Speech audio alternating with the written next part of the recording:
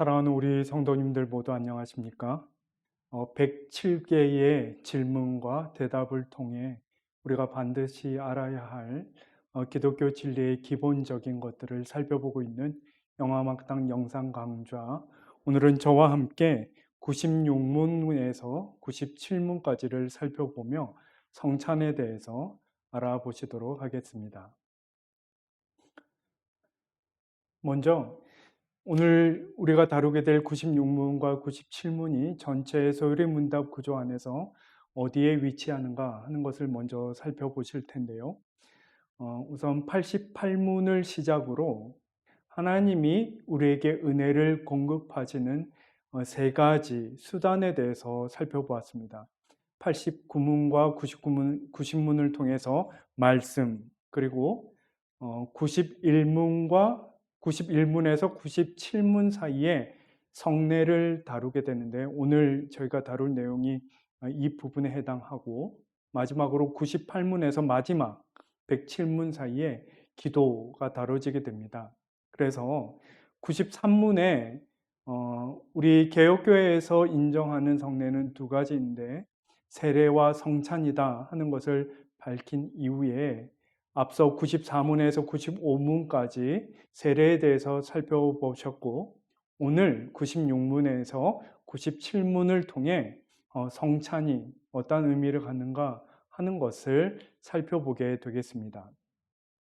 먼저 96문의 내용을, 질문과 답을 살펴보시면 주의 성찬은 무엇입니까? 이에 대하여 대답하기를, 주의 성찬은 성례로서 그리스도의 제정하심에 따라 떡과 포도주를 주고받는데, 이것에 의하여 그의 죽음이 나타나 보이고, 합당한 수찬자는 신체적이고 육체적인 방식이 아니라 오직 믿음에 의해서 그의 몸과 피에 그의 모든 유익과 함께 참여하는 자로 만들어져 영적인 양육에 이르고 은혜에서 성장합니다. 이렇게 대답하고 있습니다. 여러분, 사실 소요리 문답의 대답이란 것이 그 주제에 대해서 반드시 언급되어야 할 바를 이렇게 모아놓은 그러한 그 진리의 조합이기 때문에, 사실 쭉 읽어 나가면 당최 이게 무슨 말인가 싶기도 하고 썩 이렇게 마음에 금방 와닿지 않으실 수 있는데, 어쨌든 저희가 이 답을 쪼개서 그렇다면 이 부분이 무엇을 의미하는가 하는 것을 계속 살펴보도록 하겠습니다. 먼저 그리스도의 제정하심에 따라 떡과 포도주를 나눈다, 이렇게 말하죠. 여러분, 먼저 오늘 우리가 다루는 이 성찬을 다룰 때에는 실제로 우리가 이렇게 참여하는 그 성찬 예식, 성찬식을 떠올리시면서 이렇게 살펴보시는 것이 도움이 될 것 같은데요. 늘 이렇게 그 기억을 한번 다시금 떠올려 보시면, 늘 이제 그 성찬식에서 늘 이렇게 진행되는 순서들이 있죠. 네, 오늘 이 지금 첫 번째 문구 그리스도의 제정하심에 따라와 관련해선 제정의 말씀, 실제로 우리가 고린도전서 11장 23절에서 29절까지의 말씀을 읽는 그 제정의 말씀을 떠올리시면 되겠는데요. 실제로 이 용어, 이 제정이란 용어가 여기에서 비롯된 것이죠. 내가 너희에게 전한 것은, 바울이 자신을 가리키는 것이죠. 내가 너희에게 전한 것은 주께 받은 것이다.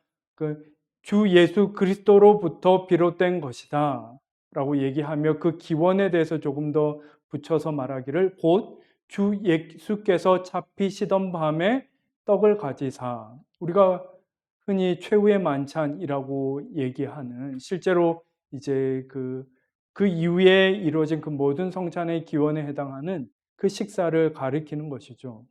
여기서 이렇게 중요한 것은 바울이 밝히는 것처럼 이것은 주님으로부터 비롯된 것이다 하는 것을 분명히 하는 것이죠. 이것이 왜 중요한가를 생각하기 위해서 먼저 이제 그 성찬이라는 이 말의 기원에 대해서 저희가 살펴볼 텐데요. 저희가 살펴볼 용어가 성사라는 용어입니다. 어, 그 이제 주로 가톨릭에서는 이 용어를 사용하고, 우리 이제 개신교에서는 성례, 예, 라는 말을 사용하죠. 근데 이 사실은 같은 단어에서 유래한 용어들입니다. 라틴어 세크라멘툼, 그리고 그리스도로는 미스테리온이라는 이 단어인데요. 여러분, 이 그리스도 미스테리온을 이렇게 보시면 떠오르는 영단어가 있으시죠? 미스테리, 신비로 번역되거나 하는 그 용어인데, 실제로 이 성사, 성례라는 말이 이 신비에 해당하는 미스테리온 세크라멘툼이라는 이 용어에서 비롯되었다라는 것이죠. 그래서 우리가 이제 성례라고 하면 조금 아시는 분은 세례와 성찬례를 떠올리시는데, 이 례, 예식할 때 이 례자이지 않습니까? 그래서 교회가 주관하고 시행하는 예식을 떠올리시는 것이죠. 근데 사실 이 성찬이라는 용어의 본래 의미는 그 어떤 예식을 훨씬 뛰어넘는 넓은 의미, 우리가 어떤 면에서 우리에게 굉장히 중요한 그 의미를 담고 있는 그런 용어였다라는 것입니다. 그것이 무엇인가? 거룩한 사건이죠. 성사라는 것은 이제 우리 가운데 어떠한 일이 벌어졌는데 그것은 굉장히 신비로운, 기독교에서 신비라는 것은 하나님을 담고 있는 것을, 하나님을 지향하는 그 무엇을 의미하지 않습니까? 그리스도 하나님께서 나타나시는 어떤 사건이라는 그런 용어인데요. 사실 이것은 성경 안에서 우리가 빈번하게 발견할 수 있는 그러한 어떤 사상을 담고 있는 것이죠. 대표적으로 사도행전 17장 28절을 세번역으로 보시면 우리를 둘러싸고 있는 이 세계와 또 우리의 관계를 두고 말하기를, 우리는 이 세상 안에 살고 있지만 그럼에도 불구하고 그것은 곧 하나님 안에서 살고 움직이고 존재하고 있는 것입니다. 이렇게 말하는 것이죠. 예. 여러분, 지금 이 영상을 보시면 어느 자리에 계신지 모르겠지만 이 이야기, 지금 사도행전 17장 28절이 얘기하는 것이 무엇입니까?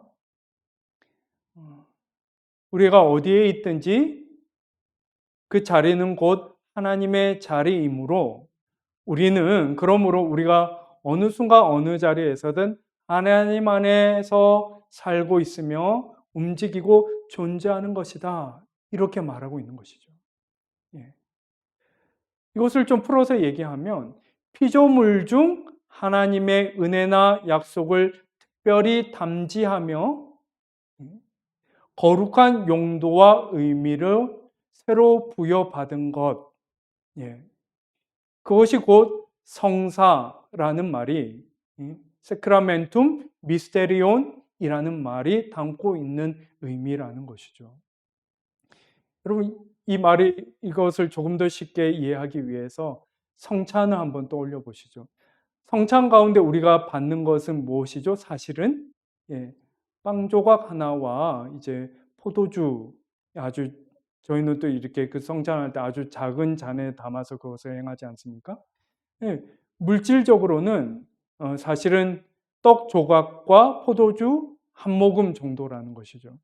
그런데 우리가 그것을 통해 성사, 즉 성례를 치룰 때 어떤 의미를 부여하는 것입니까? 뒤에서 더 자세히 살펴보겠지만 그것을 통해 하나님과 관련된 무엇이 지금 이루어지고 있다는 것이죠. 그러니까 그러한 의미, 목적을 담고 일어나는 그 모든 일을 가리켜 성사라 하였고, 성례라는 말의 의미는 여기에서 기원했다 하는 것을 먼저 기억하실 필요가 있다라는 것입니다. 그래서 그러한 의미에서 성사를 가리켜 위대한 교부 신학자 중에 한 사람인 아우구스티누스는 비가시적 은혜의 가시적 형태를 일컫는 것이다. 무슨 말입니까? 보이지 않는, 우리의 눈으로 볼 수 없는 이 은혜를, 하나님의 은혜를, 초월적인 은혜를 우리가 볼 수 있는 무엇에 담아서, 담겨서 일어나는 어떤 일이다. 이렇게 풀어서 얘기했고요. 특별히 우리에게 주어진 하나님의 계시인 말씀, 성경, 이 말씀이지 않습니까? 근데 그 계시가 눈으로 볼 수 있는 것으로 우리에게 나타나는 것을 성사라 한다. 이렇게 풀어서 얘기했던 것이죠. 종교개혁자 깔뱅은 또 동시에 성사를 가리켜 우리에게 선사하는 하나님 은혜의 풍요로움을 침묵 속에 응시하게 하는 거울이다. 거울은 무엇을 비춰내는 것이지 않습니까? 그리고 또 여기서 중요한 요거가 응시한다. 여러분, 본다라는 행위가 어떤 의미를 갖느냐 하면, 하나님의 신비라는 것은 사실은 우리의 언어를 무한히 초월하는, 넘어서는 무엇이지 않습니까? 그러니까 우리가 하나님의 그 현존을 우리의 말로는, 제한된 말로는 다 표현해낼 재간이 없는 것이죠. 그래서 우리가 그러한 언어를 초월하는 신비를 대할 때 어떠한 태도로 그것을 마주하는 것입니까? 그것을 굳이 말로 설명해내려 하기보다는 있는 그대로 그것을 수용하는 의미에서 그것을 바라본다, 이렇게 표현하는 것이죠. 그러니까 성사라는 것은 그러한 사건, 그러한 일을 마주하게 되는 어떤 경험과 관련된 것이다 라는 것을 설명하고 있는 것입니다. 근데 실제로 그래서 초기 교회 이후로 굉장히 다양한 성사에 대한 이해와 여러 가지 그것을 드러내는 예식들이 있었는데요. 우리는 지금 이제 두 가지 성례만 인정하죠. 세례와 성찬. 그런데 실제로 방금도 말씀드린 아우구스티누스가 성사와 관련된 구체적인 어떤 성례를 몇 가지요? 304가지나 언급하고 있다는 것이죠. 굉장히 다양한 그런 어떤 성례들이 초기 교회부터 있었던 것을 우리가 이제 알 수 있는 대목인데요. 그것이 시간이 지나면서 이제 가톨릭교회, 로마 가톨릭교회에서는 마지막에 남긴 것이 7가지이죠. 세례, 견진, 성체, 우리의 성찬에 해당하는 것이고요. 고해, 병자, 성품, 혼인, 예식, 이렇게 7가지 예식을 남겼고, 특별히 이것에 대해서 성사라는 이 용어를 사용하고 있고요. 이거가 구분하여서 우리 개혁교회, 개신교회에서는 세례와 성찬 2가지만을 이제 인정하고, 우리 한국교회에서는 성례라고 이것을 번역하여서 사용하고 있는 것이죠. 그럼 왜 이렇게 우리는 304가지에서 7개로 그리고 다시 2가지로 이렇게 줄이게 되었는가 하는 것을 조금 살펴볼 텐데요. 먼저 7가지 성사, 이제 세례, 신앙의 시작을, 그리고 이제 굉장히 어린 시절에 주로 이루어지죠. 그 다음에 견진이란 것은 어떤 면에서 우리의 입교와 유사한 것이다 라고 할 수 있겠는데요. 성인이 되었을 때 자신의 신앙을 다시 한번 짚고 넘어가는, 재확인하는 그런 의미이죠. 그 다음에 성찬, 그리고 고회, 죄를 고백하는 것, 아플 때에, 그 다음에 특별한 어떤 직분을 받을 때의 성품, 그리고 삶에 굉장히 중요한 또 정기인 혼인 관련된 이 7성사, 이렇게 구성된 것을 보면 교회 안에서나 밖에서나 언제나 하나님의 임재를 경험하도록 도와주며, 이 성사들이 그렇다는 의미죠. 생의 시작부터 마지막까지 성화의 삶을 살아가도록 아주 정교하고 세심하게 고안되어 온 것이다 라는 것을 우리가 우선은 이해하고 인정할 필요가 있다라는 것입니다. 하지만 중세 말기 성사의 오용은 심각한 역기능을 낳았다. 이게 무슨 말이냐 하면 이제 이를테면 우리가 너무 익히 잘 알고 있는 중세 말기에 이제 그 죄를 속하는 그 문제에 있어서 그것이 굉장히 심각하게 대두되지 않았습니까? 근데 반드시 어떤 교회를 통해서 성직자를 통해서만 그것이 유효한 것처럼 여겨졌을 때에 그것이 신자와 교회 전체의 부패를 가져오는 그런 역기능적인 기능을 하였더라는 것이죠. 그래서 이 성사의 의미를 새롭게 하는 것이 굉장히 실제로 종교교육에 있어서도 핵심적인 가장 실제적인 문제 중에 하나였었는데요. 그럼 이 문제의 이러한 문제의 근본이 무엇이었느냐? 무엇보다 중세 신학자들이 제시한 7 성사의 성서적 근거가 빈약했다라는 것이죠. 예. 고해의 성서적, 성경적 근거가 무엇이냐 얘기했을 때 성경을 펼쳐서 그것을 충분히 설명해내는 것이 아니라 교회가, 성직자가 그것을 자의적으로 풀이하고 적용하는 데에서 문제가 비롯되었다 이렇게 본 것이죠. 종교 개혁자들이 그래서 이 부분을 주목하고 어떻게 대처해야 했느냐 하면 1517년 이제 마틴 루터가 이제 94개조 반박문을 이제 비텐베르크 교회 문 앞에 게시하지 않았습니까? 굉장히 이렇게 사실 그 사건 자체는 큰 것이 아니었지만 그것을 통해 이렇게 종교개혁이 촉발되었다 얘기하는데 얼마 지나지 않은 1520년도에 마틴 루터가 쓴 일종의 이제 신학 논문이라고 할 수 있는데요. 교회의 바벨론 포로라고 제목을 붙인 그 글에서 개혁교회의 성례 예를 잘 보여주고 있는데 여기서 루터는 성례론의 핵심이 되는 2가지 원칙을 제시하였습니다. 그러니까 우리가 어떤 성사를 교회에 공인된 성례로 인정할 때 반드시 이 2가지 조건에 부합해야 된다는 것을 제시했다라는 말입니다. 그 첫 번째가 진정한 성례는 예수 그리스도께서 직접 제정하신 것이어야 한다라는 것이었고, 2번째는 성례의 표지를 사용함에 있어서도, 그러니까 우리가 인정하는 그 세례와 성찬에 있어서 성례의 표지는 무엇인가? 빵과 포도주와 물이지요.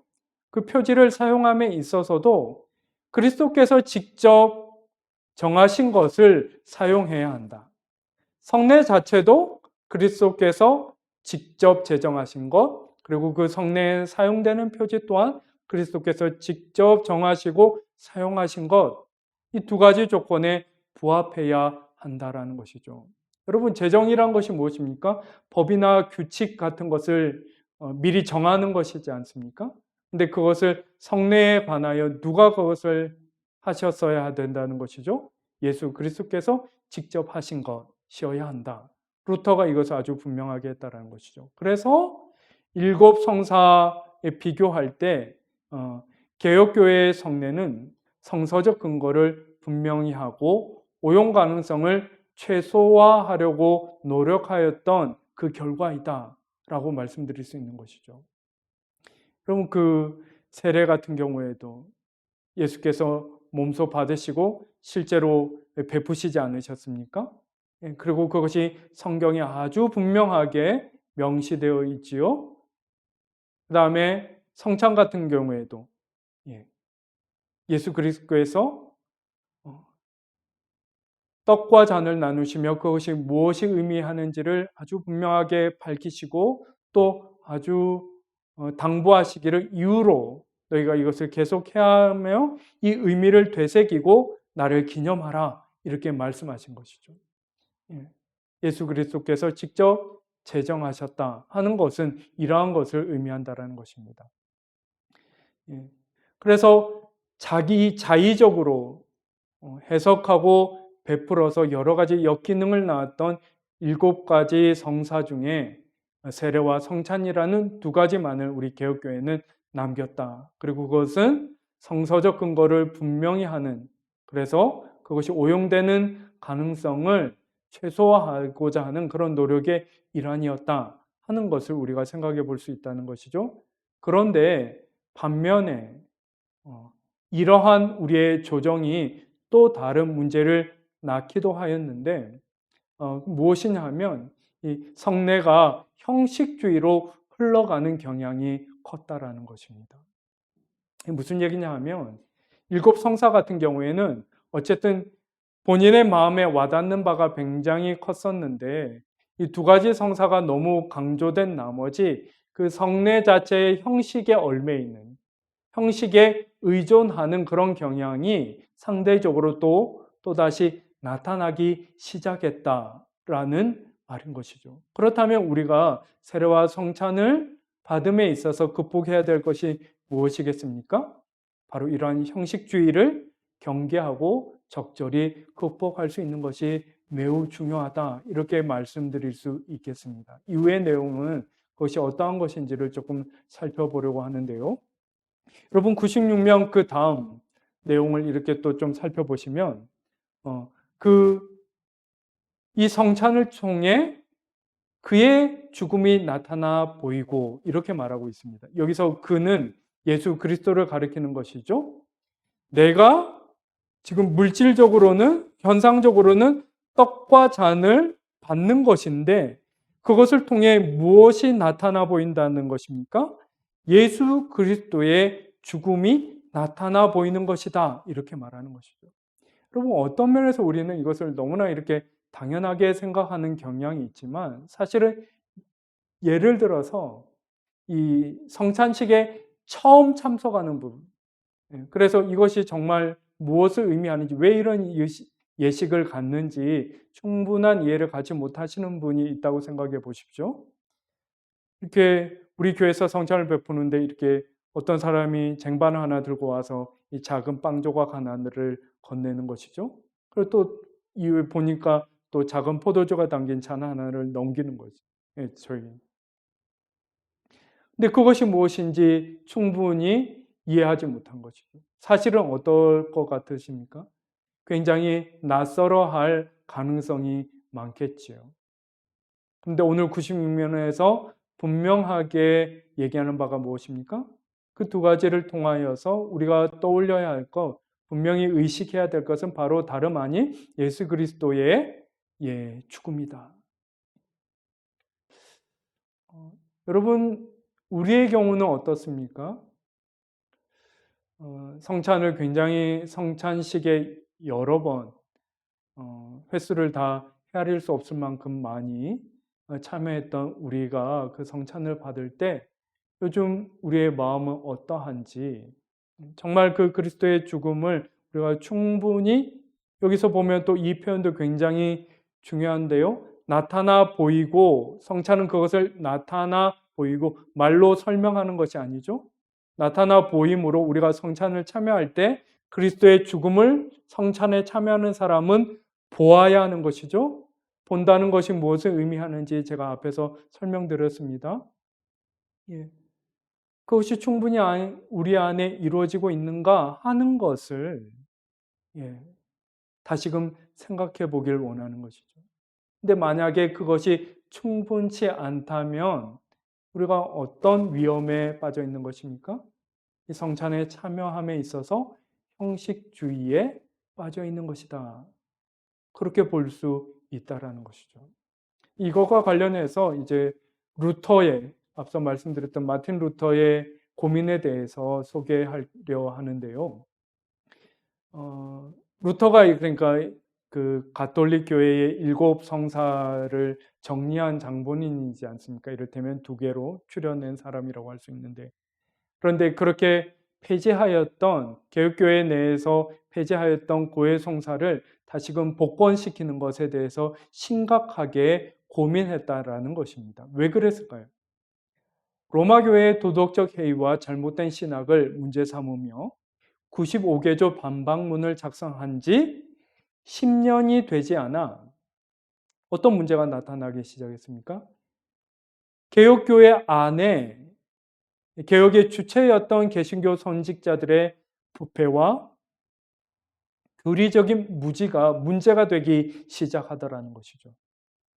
그리고 그것을 관찰하며 그것을 바라보며 루터가 고민 끝에 고해 성사를 성내에서 제위했던 혈기 넘치던 30대 수사 때와는 달리 원숙함을 더한 종교개혁의 지도자로서 루터는 이후 공적인 죄 고백이 왜 중요하고 필요한지를 적극적으로 대변하게 되었다.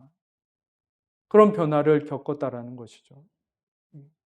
개혁 초기 30대 젊은 때에는 그것이 오용되고 있으므로 이것은 폐지해야 된다 하고 제껴버렸었는데 한 10년쯤 지나고 루터 자신이 보다 이렇게 성숙하게 되었을 때 그리고 또 교회 안에서 벌어지고 있는 그런 문제들을 보았을 때 그 죄 고백이 이러한 의미, 이러한 기능을 가지고 있었구나 하는 것을 다시금 진지하게 재고하게 되었다라는 것이죠.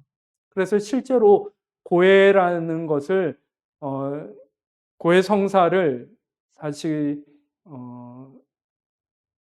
재개하지는 않았지만 그것이 갖는 의미에 대해서 이렇게 널리 전하고 강조하는 그런 시간을 가졌다. 지금 이 얘기를 하고 있는 것이죠.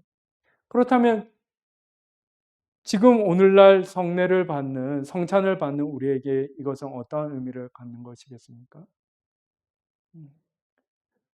그리스도의 죽음, 이 성찬은 나의 죄를 대속하시기 위해 씻기시고 흘리신 그리스도의 몸과 피를 받는 것이다. 십자가의 그 죽음을 충분히 진지하게 의식하며 이 성찬을 받는 것. 형식주의에 빠지는 것이 아니라 나타나 보이는 그리스도의 죽음을 나도 성찬에 참여함으로 바라보게 되는 것. 그것이 중요하다 하는 것을 우리에게 얘기하는 것이죠.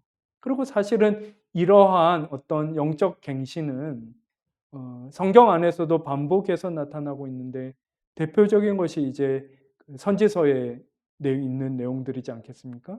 이사야 1장 11절에서 13절을 보시면 하나님께서 이 선지자의 입을 빌어서 끊임없이 그 진정성 없는 제사를 바치는 하나님의 백성들에게 말씀하시기를 너희의 무수한 재물이 내게 무슨 보탬이 되겠느냐 말씀하시고 너희는 내 마당만 밟을 뿐이니라. 헛된 재물을 다시는 내게 바치지 마라, 가져오지 마라 이렇게 말씀하고 계신 것이죠. 그러므로 우리가 어떤 행위를 할 때 성찬에 참여하는 것도 하나의 행위죠. 중요한 것은 무엇이라는 것입니까? 진정성이라는 것이죠. 마음이, 나의 몸이 형식적으로 그러한 행위에 가담하는 것이 아니라 나의 마음이 온전히 그 행위를 통하여 하나님께 바쳐지는 그것이 중요하다는 것이죠. 마음에서 우러나는 진정한 참회, 두려움이나 형식적으로 하는 진정성 없는 참회를 우리가 분별할 줄 알아야 한다는 것입니다. 세 번째 문구는 합당한 수찬자는 신체적이고 육체적인 방식이 아니라 이게 무슨 말인가? 오직 믿음에 의해서 그의 몸과 피에 참여하고 영적 양육과 성숙을 이룹니다. 이렇게 얘기하고 있습니다. 96문의 이제 마지막 부분인데요. 여기서 신체적이고 육체적인 방식 이것을 언급한 이유가 있습니다. 여러분 그 성찬 예수님께서 실제로 그 마지막 만찬을 베푸셨던 그 기록을 보시면 이 떡을 그러니까 거기서 떡과 잔이란 것은 늘 그들의 이 식탁에 올랐던 그 이를테면 우리에게 밥과 국과 같은 음식이었죠. 그런데 그날따라 그 떡을 가리켜 예수님이 어떤 면에서 충격적인 말씀을 하시는 것이죠. 이것은 내 몸이다. 예수님이 실제로 이렇게 말씀하셨죠. 그래서 그 마지막 만찬에서 기원한 이후의 성찬에서 그러면 이 떡을 어떻게 우리가 생각할 것인가가 굉장히 중요한 문제가 되었다는 것이죠. 근데 그래서 이것은 내 몸이다 말씀하신 이 예수님의 말씀에 대하여 다양한 입장이 나타나기 시작했는데, 이를테면 가장 극단적인 입장은 우리가 이 떡을 받지만 실제로 예수님이 그렇게 말씀하신 것처럼 이것은 이 자체로 온전히 예수님의 몸이다. 우리 그렇게 믿어야 한다. 이렇게 말하는 입장이 있었다는 것이죠. 그것이 바로 이제 지금 가톨릭에서 취하고 있는 이 성찬에 대해서 이렇게 갖는 입장으로서 화채설이라는 이 입장이다, 이렇게 말씀드릴 수 있는데요. 여러분 제가 영단어를 여기 이렇게 표기해 뒀는데요. 화채설, 이제 변화하다, 그러니까 몸으로 변한다, 떡이 몸으로 변한다라는 것이 화채이거든요. transubstantiation, 그러니까 substantiation은 그 어떤 물질의 본질을 의미하는 것입니다. 예, 본성, 본질. 그리고 trans는 변한다라는 것이죠. 예, 우리가 성찬식을 할 때, 그러니까 성체 성사를 할 때 그 떡이 본래 떡이었던 것이 성찬의 쓰임으로 어떻게 된다고요? 그 본질이 예수님의 몸으로 변화된다. 이렇게 주장하는 거죠. 어떤 면에서는 예수님이 하신 말씀, 이것은 내 몸이다 말씀하신 그 말씀을 가장 문자적으로 적용하는 입장이 바로 이 화채설이라고 말할 수 있는 것이죠. 근데 여러분, 우리가 이것을 이해하기 위해서 조금 달리 생각해 보시죠. 일반적으로 상식적인 사람들이 이 말을 곧이곧대로 받아들일 수 있겠습니까? 이렇게 따져서 생각해 보면 우리로서도 정말 그런가 하는 생각을 한 번쯤 해보게 되는 입장이 바로 이러한 화채설인 것이죠.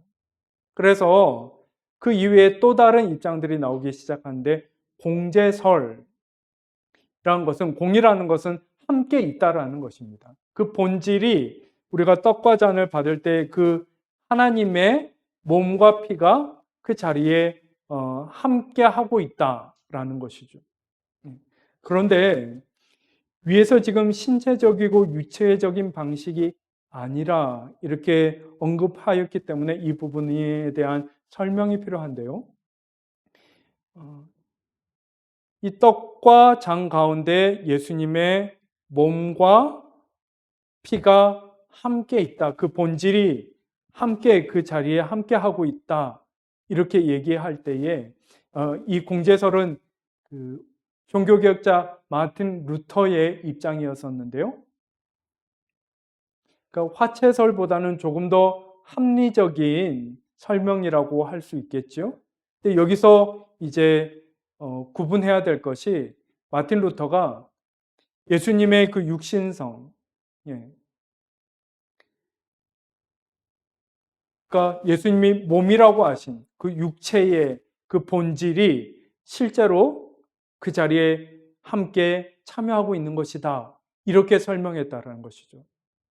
근데 여러분, 그 육체성이 어떻게 보이지 않게 그 떡의 본질과 함께 있을 수 있겠습니까? 예. 사실 이 부분, 또 이 공제설에 있어서는 이 부분에 있어서 충분히 납득하기 어려운 부분이 있는 것이죠. 그래서 같은 종교개혁의 기조를 가지고 있지만 이제 조금 다른 이 문제에 있어서 깔뱅은 조금 다른 입장을 취하고 있었는데, 이제 영적 임재설이라고 얘기합니다.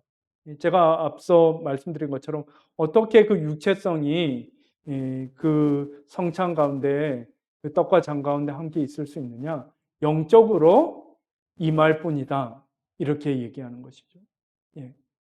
그래서 이것은 내 몸이다에 대해서 이렇게 차례대로 화채설, 공제설, 영적 임재설 조금씩 이렇게 합리적인 방식으로 이제 그것을 이해하는 그 이해가 변화되어 왔고 우리 개혁교회는 최종적으로 깔뱅의 영적 임재설을 인정하고 받아들이는 것이죠. 위에서 이제 신체적이고 육체적인 방식이 아니라 라는 말에는 이러한 어떤 그 논란의 역사가 고스란히 담겨 있는 것이다. 이렇게 얘기할 수 있겠습니다. 여기서 좀 짚고 넘어가야 할, 마지막으로 짚고 넘어가야 할 부분이 있습니다. 그러니까 영적 임재설이다 하면 사실은 여러분 성찬에 참여하는 사람의 입장에서 화채설, 공제설, 영적 임재설 중에 어떤 것이 가장 마음에 가까이 와닿을까요? 성찬에 참여하는 자의 입장에서는 어떤 면에서 화채설이 가장 강렬하게 우리의 마음에 다가오겠죠. 예수 그리스도께서 친히 제정하신 이 성찬 가운데 우리가 받는 이 떡과 잔은 실제로 하나님의 능력을 따라 예수 그리스도의 몸과 피로, 살과 피로 변화된다. 그렇게 생각할 때 가장 마음이 와닿지 않겠습니까? 반면에 영적 임재설, 그냥 그리스도의 영이 이 떡과 잔 가운데 임하실 뿐이다, 임하신다 이렇게 얘기한 화채설과 비교할 때 조금 어떤 뭐랄까 정서적으로 우리가 받아들이는 그 강렬함이 조금 줄어드는 것을 우리가 느끼지 않습니까? 그런데 우리가 영적 임재설이라고 할 때 그것이 우리가 금방 그렇게 생각하는 것처럼 가상적이거나 허구적인 어떤 것을 의미하는 것은 아니라는 것입니다. 그리스도의 영이 결단코 분명히 그 성찬과 그 자리에 사용되는 그 모든 성례의 표지 가운데 실제로 임재하시는 것에 대한 강조가 그 가운데 있다라는 것이죠. 그리스도는 성찬에 영적으로 임재하셔서 우리에게 실제로 덕과 은혜를 끼치신다 하는 그것에 있어서 그 의미를 조금도 흐려서는 안 된다라는 것입니다. 보이는 말씀으로서 성찬의 감각적이고 외적인 상징을 통해 영적인 진리가 풍성하게 나타납니다. 그럼에도 불구하고 의식에 참여하는 것 자체에 은혜가 있는 것은 아닙니다. 성찬의 의미를 깊이, 마음 깊이 새길 때 그 가운데 함께 하시는 하나님의 현존이 우리 심령에 새 힘을 불어넣고 더욱 성숙하게 하십니다. 이렇게 말하고 있는 것이죠. 양극단을 지금 경계하고 있는 것인데요. 하나는 무엇입니까? 성례 자체에 어떤 마술적인 효능이 있는 것처럼 그래서 그것을 받기만 하면 어떤 그 자체로 어떤 변화가 일어나는 것처럼 그런 마술적 사고로 성찬에 참여해서도 안 될 것이며 그렇다고 해서 이것은 뭐 그냥 예수님이 예전에 하셨던 그 만찬을 최후의 만찬을 기념하는 하나의 형식적인 예식일 뿐이지 이렇게 빈 마음으로 참여해서도 안 될 것이라는 것이죠. 예수 그리스도께서 이 자리, 이 성찬을 통해서 결단코 가장 실제적으로 임하시어 은혜를 끼치신다 하는 것을 진지하게 받아들이고 참여할 때에 성찬에 실제로 성찬을 통해 이 외적인 이 표지들을 통해서 성찬의 상징들을 통해서 하나님의 풍성한 은혜가 우리에게 임한다, 임하게 된다 하는 것을 이 96문에서 설명하고 있는 것입니다. 이어서 97문을 살펴보실 텐데요. 97문의 질문과 대답은 이렇습니다. 교회 성찬을 합당하게 받기 위해서 무엇이 요구됩니까? 여러분 그 96문에 보시면 이런 부분이 있었습니다. 합당한 수찬자는 무슨 말입니까? 합찬자, 그러니까 성찬을 받는 사람 중에 합당한 사람이 있고 반대로 그렇다면 합당하지 못한 사람이 있을 수 있다는 것이죠. 그러니까 다시 말해서 어떤 사람이 정말 이렇게 성찬을 받기에 합당한 사람인가에 대해서 지금 질문하고 있는데 굉장히 중요한 조건이 되겠지요. 그래서 이 질문에 대하여 대답하기를 주의 성찬에 합당하게 참여하려는 자들에게 요구되는 것은 주의 몸을 분별하는 지식, 그리고 그를 먹는 믿음, 그 떡과 잔을 먹을 때에 예수 그리스도를, 그렇죠? 이거 모두 이제 영적인 의미를 담고 있는 것이죠. 그를 먹는 믿음, 그리고 세 가지인데요. 회개와 사랑과 새로운 순종이 그 다음 구분이 중요합니다. 자신들에게 있는지를 살피는 것입니다. 기본적으로 무엇이죠? 그러니까 성찬을 받으며 자기 스스로를 살피는 것인데 무엇을 살핀다는 것입니까? 내게 이 성찬을 받으며 주의 몸을 분별하는 지식이 있는가? 내가 그를 먹는 것임을 믿는 믿음이 있는가? 그리고 회개와 사랑과 새로운 순종이 내 안에 있는가 하는 것을 살피는 것.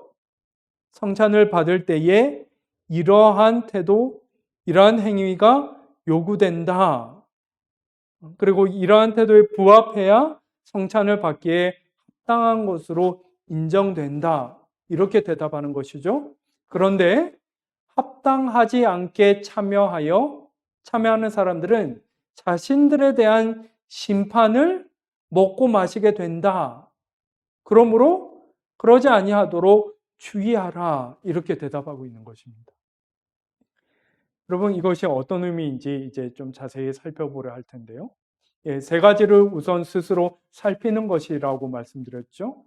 여러분, 실제로 이 서류문답, 원문이 웨스트민스터 서류문답이 영어로 이렇게 작성된 글인데, 보면 이제 살핀다 할 때 사용된 용어가 이그제민입니다. 여러분, 이 용어 시험, 이그제미네이션이지 않습니까? 그러니까 시험하다라는 이 용어를 이제 사용하고 있는데요. 그럼 사실은 이 이그제민이라는 용어는 기독교 역사 안에서 어떤 분명한 영성적 실천 중에 하나인 성찰, 우리나라에서 성찰이라고 번역되는 그 영적 실천을 가리키는 용어가 이 이그제민이었습니다. 자신의 내면을 면밀히 그리고 부단히 살펴서 나의 삶 가운데 그리고 나의 존재 가운데 하나님의 자리는 어디인가? 하나님은 지금 무엇을 하고 계시는가 하는 것을 끊임없이 살피는 그 영적 성찰을 가리키는 용어가 이 이그제민인데요. 성찬에 참여할 때에 이러한 영적 성찰이 선행해야 한다. 이렇게 얘기하고 있는 것이죠. 근데 첫 번째가 무엇이었습니까? 주의 몸을 분별하는 지식이 내 안에 있는가를 성찰해야 된다는 거죠. 고린도전서 11장 28절에서 29절을 보시면 사람이 자기를 살피고 그 후에야 이 떡을 먹고 이 잔을 마실지니 주의 몸을 분별하지 못하고 먹고 마시는 자는 자기의 죄를 먹고 마시는 것이니라. 이 97문의 기본적인 근거가 되는 성구이지요. 그러니까 이게 주의 몸을 분별하는 지식이라는 것은 결론적으로 먼저 말씀드리면 떡과 잔을 받으며 분명하게 아는 것이죠, 내가. 이것은 주님의 몸과 피다. 이 의식이 나에게 아주 분명하게 있어야 된다는 것입니다. 여러분, 풀어보면 굉장히 간단하고 별것 아닌 것 같지만 굉장히 중요한 얘기입니다. 특별히 여기서 또 하나 중요한 영적 실천이 등장하는데요. 분별이라는 이 말입니다. 영어로는 이제 discernment, discerning 이렇게 이 용어가 사용되는데, 이 분별이라는 것은 무엇입니까? 실제로 분별이라는 것은 일반적으로 이런 것이죠. 다양한 것들이 있을 때에 그 중에 어떤 진품과 가품을 가려내는 것, 뭐 이런 것이 이제 분별하는 행위이지 않습니까? 어떤 선택의 기로에서 무엇이 바르고 유익한가를 잘 이렇게 가려낼 수 있는 능력, 그런 행위를 분별이라고 하죠. 근데 영적 분별은 무엇입니까? 전통적으로 영적 분별에 있어서는 어떤 선택이 주어졌을 때, 무엇이 주어졌을 때 그것의 기원, 즉 이것이 선한 영 혹은 악한 영, 이런 용어가 사용되는데요. 이렇게 표현해줘. 이것이 선한 영으로부터 온 것인가, 악한 영으로부터 우리에게 주어진 것인가. 예. 다시 말해서 그건 무엇입니까? 이것이 진정 하나님으로부터 내게 주어진 것인가? 예. 이것이 정말 하나님이 기뻐하시는가 하는 것을 면밀히 검토해서 가려내는 그러한 영적 실천을 이제 분별이라고 하는데요. 떡과 포도주, 성찬을 통해 내게 받은 떡과 포도주를 받으며 이러한 분별이 있어야 된다는 것입니다. 근데 무엇이죠?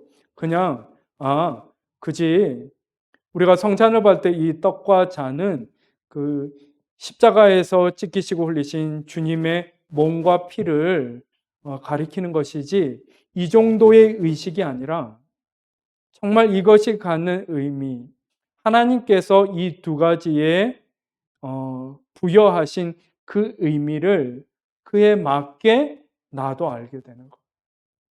그러한 수준의 지식을 가리키는 말이 바로 주의 몸을 분별하는 지식이라는 말의 의미라는 것이죠.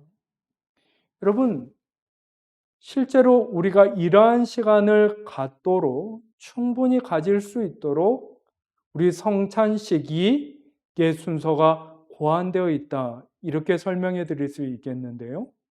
실제로 우리가 성찬식이 우리 장로교 전통에서는 어떻게 진행이 됩니까? 떡과 포도주를 축복하고 성례 사용을 위해 구별하며 제정의 말씀을 읽고, 고린도전서 11장 23절에서 29절의 말씀을 읽고 하나님의 축복하심을 위해 그 집례자가 감사와 기도를 드린 후에, 이 모든 과정을 지난 후에 신도들에게 베풀어지는 것이죠. 근데 왜 이러한 과정을 갖겠습니까? 성찬에 참여하는 수찬자들의 의식이 주의 몸을, 오늘 97문에서 말하는 주의 몸을 분별하는 지식에 이르도록 시간과 과정을 갖는 것이죠. 그러므로 이 강의를 함께 들으신 분들은 이후로 성찬에 참여하실 때에 내가 무엇을 하고 있는지, 이것이 무엇을 의도하는 것인지를 아주 보다 분명하게 의식하고 참여하실 필요가 있음을 말씀드리고 싶은 것입니다. 두 번째로 성찰해야 할 것, 이그제민 내 안에 있는지를 살펴야 할 것. 떡과 잔을 받을 때에 이것은 예수 그리스도를 먹는 것이다 하는 그 믿음이 우리에게 있는가? 여러분, 그 표현 자체는 굉장히 과격한 표현이지 않습니까? 예수 그리스도를 먹는다. 실제로 역사적으로 이러한 이 표현이 굉장히 이렇게 오해를 산 경우들이 많이 있었죠. 로마 시대에서부터 근대에 이르기까지. 근데 이 표현, 예수 그리스도를 먹는 믿음, 요한복음 6장 34절에서 35절 보시면 예수 그리스도께서 이러저러한 기적을 일으키시고 스스로를 하나님으로부터 보냄받은 메시아다, 이렇게 밝히기 시작하시자 사람들이, 그렇다면 당신이 정말 그러한 메시아 그리스도인 증거를 우리에게 좀 제시해 보시오 하면서 구체적으로 말하길 우리가 가장 위대하다 하는 그 모세, 음, 하나님으로부터 보냄을 받았던 사람이죠. 모세 또한. 그러니까 이렇게 일으킨 이적 중에 여러 이적 중에 한 가지가 무엇이었습니까? 만나. 하나님으로부터 주어진 그 양식으로서 만나를 중개하는 역할이 이제 모세의 아주 중요한 역할 중에 하나였었는데 그것처럼 예, 우리가 굶주리는 일 없도록 우리가 내일 먹을 것을 위해 걱정하거나 수고할 일이 없게 우리에게 좀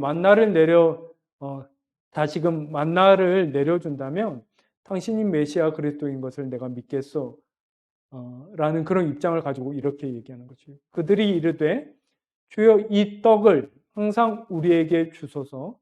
예수께서 이르시되 나는 예수님이 자신을 가리켜서 나는 생명의 떡이니 내게 오는 자는 결코 줄이지 아니할 터요 나를 믿는 자는 영원히 목마르지 않을 것이다. 이렇게 말씀하신 것이죠. 그러니까 성찬의 의의를 설명하는 아주 중요한 성경 본문 중에 하나이지 않습니까? 이 요한복음 6장 자신을 가리켜 생명의 떡이라고 말씀하신 이 일장. 그러니까 그를 먹는다. 그러니까 이 당시 예수님에 있던 사람들이 무엇을 분별해내지 못했던 것입니까? 정말 우리에게 필요한 것은 나의 육체적인 배를 채울 수 있는 만나, 그 광야에서의 옛적 광야에서의 만나도 중요하지만 정말 우리가 지금 줄여 있고 반드시 공급받아야 할 양식은 생명의 떡이라는 것이죠. 생명의 떡. 실제로 예수님이 이 말씀하실 때 이 말을 듣는 사람들에게 요청하고 계신 것이 그러한 분별이 아니었겠습니까? 그리고 그 생명의 떡이 예수 그리스도 자신으로서 지금 여러분들에게 주어져 있는 것입니다 하는 것을 깨우치시려고 이 말씀을 하신 것이 아니겠습니까? 성찬을 받으며 우리가 떡과 잔을 받을 때에 이러한 분별력이 우리에게 있어야 한다는 것입니다. 생명의 떡. 그리고 진정 우리를 영생케 할 수 있는 유일한 양식으로서 예수 그리스도의 십자가 고난과 부활이 이 성찬을 통해 다시금 우리 가운데 재현되고 우리는 것을 진실하고 진지하게 거기에 참여하는 것이다 하는 것을 분명하게 의식할 수 있어야 된다는 것이죠. 성찬에 참여하면서 이것이 내게 이런 의식이 내게 있는지 없는지를 살피는 것, 그것이 수찬자에게 요구되는 합당한 수찬자의 자질, 조건이라고 얘기하고 있는 것이죠. 그리고 이제 그 마지막 세 가지 회개와 사랑과 새로운 순종의 의미를 차례대로 살펴보실 텐데요. 먼저 회개 같은 경우에 예레미야 예가 3장 40절을 보시면 우리가 스스로 우리의 행위들을 조사하고 여호와께로 돌아가자. 그러니까 여호와께로 돌아가자 할 때 그렇다면 지금은 그 이전에는 어떠한 상태였다는 것입니까? 이를테면 하나님을 바라봐야 하나님을 향하여 나아갈 수 있지 않습니까? 근데 어떠한 것이죠? 하나님을 향해 등을 돌리고 있는 것이죠.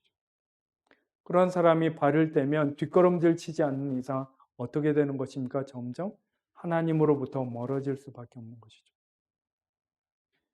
이 말씀은 우리의 지금 방향이 어디를 지향하는지, 우리가 지금 어디로 나아가고 있는지, 하나님과 나의 관계는 어떠한지, 내가 하나님을 향해 나아가고 있는지는 것을 살피고 그렇지 아니하다면 어떻게 해야 된답니까? 방향을 조정해서 한 분 하나님을 향하여 나아가자, 돌이키자 이렇게 말하고 있는 것이죠. 회개라는 것은 결국 이러한 의미를 갖는다라는 것입니다. 현대 이제 제가 앞에서 그 앞 시간에도 이렇게 이분을 소개해 드렸었는데요. 작년에 이제 돌아가셨습니다. 현대 복음주의 신학계에 아주 중요한 위대한 신학자 중에 한 분이신 제임스 베커 박사 이렇게 말했습니다. 고해성사의 관습에 잘못된 점들이 있을지라도 고해실에서 정기적으로 죄를 보고하도록 한 것은 적어도 그리스도인들로 하여금 죄에 맞서고 죄를 저버리고 죄와 투쟁하는 것이 끊임없이 지속해야 할 일이라는 것을 깨닫게 해주었다. 제가 알기로 그 가톨릭 신자들은 형식적으로는 1년에 한 번 이상 반드시 고해 성사를 갖게 하게 되어 있는 것으로 알고 있는데 개혁교회가 이러저러한 오용 때문에 그것을 거부했지만 그 자체로 볼 때 끊임없이 나의 죄됨을 각성하고 그것을 해결해야 된다는 어떤 그 생각을 가지고 그리고 또 그것에 대한 표시로서 그것을 공적으로 고백하고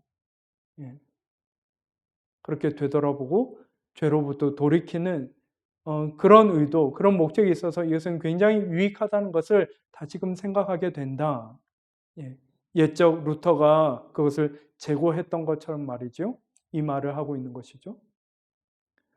셋째 줄부터 다시 읽어보면 거룩한 삶으로 나아갈수록 자신에게 회개할 죄를 더 많이 발견하게 될 뿐이다.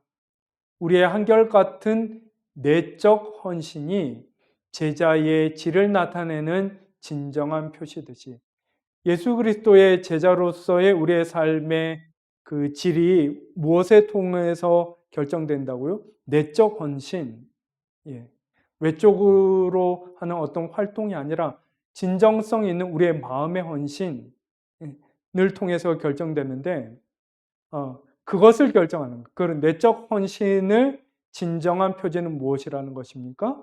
매일의 반복되는 지속적인 철저한 회개라는 것이죠. 우리가 성찬에 참여할 때에 우리 안에 무엇이 분명해야 된다는 그러니까 하나님 앞에서 자신을 돌아보며 특별히 그 죄를 다루는 회개, 그 회개적 태도가 분명해야 된다 하는 것을 여기서 얘기하고 있는 것이죠. 두 번째로 이제 사랑. 요한일서 4장 19절을 보시면 우리가 사랑함은 그가 먼저 우리를 사랑하셨기 때문이다. 다시 말하면 무슨 말입니까? 우리가 마땅히 서로 사랑해야 할 것은 하나님으로부터 우리가 먼저 사랑을 받았기 때문이다. 이 말씀을 하고 있는 것이죠. 그러니까 우리의 사랑은 하나님의 우리를 향하신 자비로운 사랑에 대한 감사와 그 사랑을 본받는 것이 되어야 한다. 이것은 참으로 마땅한 것이다. 그러므로 성찬에 참여할 때에 회개와 더불어 사랑을 스스로 시험해 봐야 된다. 내 안에 사랑이 있는가 하는 것을 살펴야 된다는 것이죠. 마지막으로 새로운 충성입니다. 새로운 충성. 나를 능하게 하신 그리스도 예수 우리 주께 내가 감사함은 나를 충성되이 여겨 내게 직분을 맡겨주셨기 때문이다. 스스로는 어떻게 생각하는 것입니까? 직분을 받기에 합당한 사람이 못 되다, 안 된다 라고 의식하는 것이죠. 근데 이 사람은 어떻게 되는 것이죠? 그런 나일진데 하나님께서 나를 어떻게 해요? 충성되이 여기셨음에 내게 주어진 이 직분을 내가 감사히 받아들이고 순종하며 충성할 것이다 하는 그러한 태도가 사실은 이 한 구절 안에 다 담겨 있는 것이죠. 제가 위아래 다 이제 제임스 패커의 글을 인용한 것인데요. 이런 말을 했습니다. 자신을 그리스도의 종으로 여기라. 그리스도의 종으로서 우리는 우리 자신을 우리의 것으로 여길 수 없다. 과격한 표현이 이어지는데요. 고대의 노예들은 아무 권리가 없었다.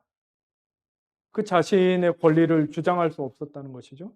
그들은 전적으로 주인의 소유였다.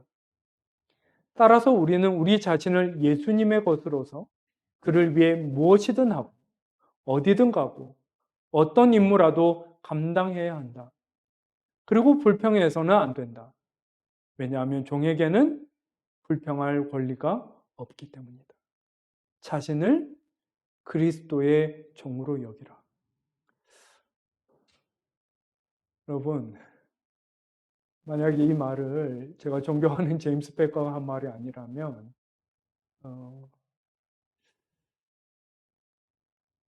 제가 이 말을 어느 정도 이렇게 진지하게 받아들였을까 하는 생각을 솔직하게 해보게 됩니다. 예. 여러분, 그야말로 요즘 시대가 어떤 시대인데 한 사람을 가리켜 자신을 누군가의 종으로 여기라. 환영받지 못할 쉽게 수용하기 어려운 말이지요. 그런데 그 대상이 그리스도일 때. 근데 문제는 이것이겠죠. 자신을 그리스도의 종으로 여기라. 그 대상이 그리스도임에도 불구하고 그리스도에 대한 순종과 충성에 있어서 끊임없이 흔들리는 저, 그리고 혹은 여러분, 우리가 성찬에 참여하며 무엇을 다시금 다짐해야 한다는 것입니까? 그리스도의 제자로서 스스로를 그리스도의 종으로 여기며 어떤 것을요? 새로운 충성을 분명하게 나타내 보이고 다짐하는 그런 마음가짐, 내 안에 그러한 준비가 되어 있는지를 스스로 성찰하는 그것이 합당한 수찬자의 조건이다라고 오늘 소요의 문답은 우리에게 얘기하고 있는 것이죠. 합당하지 않게 참여하여 자신들에 대한 심판을 먹고 마시지 않도록 하라. 근데 이 문제에 있어서 그러니까 이제 이 문구 때문에 그리고 이제 그 고린도전서 11장 28절 그 말씀 때문에 사실은 굉장히 진실한 그리스도인으로서 이를테면 어떤 거룩한 자책감을 느끼기 마련이죠. 무슨 얘기냐면 이게 이런 것이죠. 그 진실한 그리스도인들 중에 내가 정말 이 성찬을 받기에 합당하다. 나는 아무런 부끄러움이 없다. 이렇게 여길 만한 사람이 있겠냐는 것입니다. 그런 생각을 가지고 있는 사람에게 합당치 않은 수찬자는 결국 자신에 대한 심판을 먹고 마시는 일이 될 것이다. 이 성찬이 이 말은 굉장히 두려워할 수밖에 없는 그런 말인 것이죠. 그렇다면 이 표현에 대해서 우리가 어떻게 받아들여야 하는가, 어떠한 태도로 받아들여야 하는가 하는 것을 이제 그 청교도 신학자 중에 한 명인 그 토마스 빈센트가 이제 이 소요의 문답을 이제 해설한 그 책에서 이것에 대해서 이렇게 설명하고 있는데요. 저에게 굉장히 의미 있게 다가왔습니다. 이렇게 질문합니다. 이 표현에 대해서. 은혜 생활을 하는 자가 자기를 살피는 일과 다른 의무들을 힘써 수행함으로 준비를 갖추고자 하였지만 아직도 일정한 수준에 도달하지 못하였다면 그들은 합당하게 수찬을 받을 수 없으며 주님의 식탁에 나아올 수 없는가? 이게 지금 위에 그 표현이 이 말이 아닌가? 이렇게 되묻는 것이죠. 그에 대하여 대답하기를 어떻게 대답하고 있습니까? 은혜 생활을 하는 자가 자기를 살피는 일과 다른 의무들을 힘써 수행함으로 준비를 갖추고자 하였지만 아직도 충분한 수준에 도달하지 못하였다 해도 그들은 주님의 식탁에 나아올 수 있다. 이렇게 말하며 뒤에 문장이 굉장히 왜냐하면 하나님께서 그 의식을 통하여 그들을 용납하시기 때문이다. 무슨 의미입니까? 어, 합당한 수찬자의 조건이 스스로를 성찰하는 것이지만 진실한 성찰 때 자신을 합당한 수찬자로 여기지 못할지라도 이 성찬에 참여하도록 허락되는 것은 하나님께서 그들을 용납하시기 때문이다 라는 것이죠. 그러니까 우리가 최종적으로 성찬에 참여하는 우리의 마음가짐 그 의식이 무엇이라는 것입니까? 내가 이 성찬을 받기에 합당치 못하지만 하나님께서 우리를 용납하심으로 내가 나를 대속하시기 위해 찢기고 흘리신 주의 몸과 피를 이 성찬을 통해 받게 된다. 그럼 이것이 아주 우리 안에 분명해야 한다는 것이죠. 그러나 그들이 사려 깊고 감동 있는 따뜻한 그리고 즐거운 마음으로 그것을 수행할 수 없다면 어떻게 하라는 것입니까? 그러니까 제가 직전에 말씀드린 그런 마음가짐조차 채 준비되어 있지 않다면 어떻게 해요? 거기에 그 자리에 머물러서 기다리면서 하나님께 순종하는 마음으로 그를 섬겨야 한다. 여기서 섬긴다는 것은 성찬을 받는다는 것이죠. 무엇을 권장하고 있는 것입니까? 신앙적인 면에서 진지한 성찰, 끊임없이 자신을 돌아보고, 그러나 동시에 무엇을 기억해야 하는 것입니까? 나의 나됨을 통해 합당한 수찬자가 되는 것이 아니라 하나님의 용납, 용서, 은혜를 통해 이 성찬이 내게 허락된다는 것을 기억해야 하고, 하나님의 용납하심에 순종하는 마음으로 그 성찬에 최종적으로 참여할 수 있게 되는 것이다. 이렇게 얘기하고 있는 것이죠. 그럼 이렇게 해서 이제 96문과 97문을 통해 성찬에 관한 서유리 문답의 내용을 다 살펴보았고, 마지막으로 한 가지를 이렇게 좀 짚고 넘어갔으면 좋겠습니다. 첫 부분에서 우리 개신교, 그러니까 예수 그리스도께서 직접 제정하신 것에 기원하여 우리는 세례와 성찬을 유일한 합당한 성사로 인정한다 이렇게 얘기했는데, 그렇게 그것을 강조한 나머지 예식 자체에 지나친 의미를 부여하는 그 형식주의에 빠지는 그런 경향을 가지게 되었다 이렇게 얘기를 했었는데요. 그것을 극복하는 어떤 최종적인 그 차원에서 이 말씀, 성례적 상상력이 우리에게 회복될 필요가 있다 이 말씀을 드리고 싶은데요. 김진혁 교수의 글을 인용하도록 하겠습니다. 창조 세계의 경이에 흠뻑 빠졌던 고대와 중세 그리스도인은 자연과 삶, 여기저기서 하나님의 은혜를 발견하였고 이를 성사라 부르며 소중히 여겼었다. 무슨 말입니까?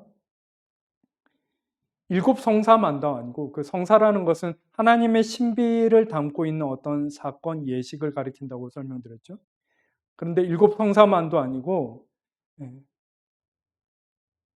세상 곳곳에서, 자연 만물에서 하나님의 신비를 엿보고 그것을 바라보는 이 경이라는 것은 그런 것이죠. 거대하고 우리의 이해를 넘어서는, 그러나 선하고 아름다운 것을 우러러보는 어떤 행위가 그런 감정이 경이감이지 않습니까? 그런 상상력이 있었다는 거죠. 성례적, 성사적 상상력이 있었다라는 것이죠, 그때는. 수백 가지에 이르는, 그 이후로 수백 가지에 이르던 성사는 12세기를 넘어오면서 7가지가 되었고 16세기에 이르러서는 종교개혁자들에 의해 2가지로 축소되었다. 그리고 그것은 그 자체로 오용 확률을 낮추고 더욱 성서적인 성례 신학을 갖추는 어떠한 작업이었지만, 그러나 개신교에서 성례를 세례와 성찬, 예식으로만 강조하다 보니 예배 밖, 예식 밖, 일상에서 마주하는 모든 것 안에서 은혜를 알아차리는, 지각하는 상상력과 그러한 감각을 잃어버리는 감도 없지 않다. 오타가 나왔습니다. 잃어버리는 감도 없지 않다.